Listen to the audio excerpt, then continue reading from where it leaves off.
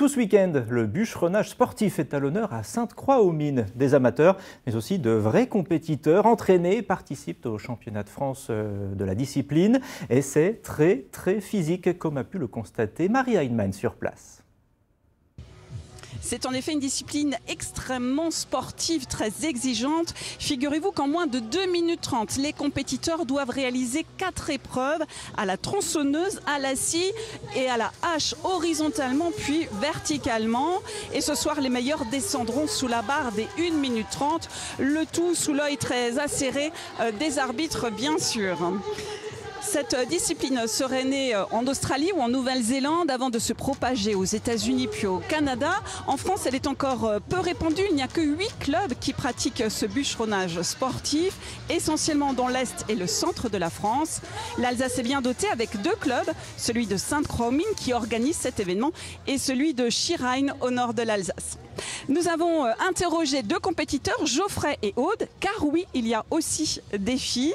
Ils sont tous les 2 alsaciens et ils vont nous expliquer ce qui les motive. C'est un sport extrême, j'aime bien ce qui est extrême, quoi, hein. L'endurance, le cardio, la puissance, l'enchaînement des épreuves, ça j'aime bien, quand c'est dur. Là, vous êtes en compétition bûcheronnage. Est-ce que dans la vraie vie, vous êtes bûcheron de métier? Ah non, pas du tout, hein. Non, je suis paysagiste, donc rien à voir avec, c'est comme dans la nature, avec le bois et tout. C'est un sport où c'est très convivial. On est très peu de féminines en Europe et à pratiquer, donc on s'entraide et de manière globale, je trouve que c'est un sport qui est très technique, qui est très physique et je trouve ça génial de pratiquer et de montrer que c'est pas qu'un sport masculin. Est-ce qu'on vous croit toujours quand vous dites que vous faites du bûcheronnage?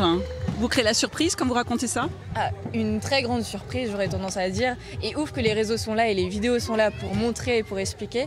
Et après, une fois qu'on explique et qu'on fait découvrir ce sport, c'est plutôt mais comment je peux suivre, comment je peux savoir, comment je peux venir à une des compétitions. Et donc ça crée plutôt un enthousiasme. Dans quelques instants, les finales masculines vont démarrer avec 8 compétiteurs. Les 2 meilleurs pourront participer au trophée européen qui se déroulera le mois prochain en Suisse. Et puis la soirée se clôturera en beauté avec les 4 seules filles engagées dans la compétition.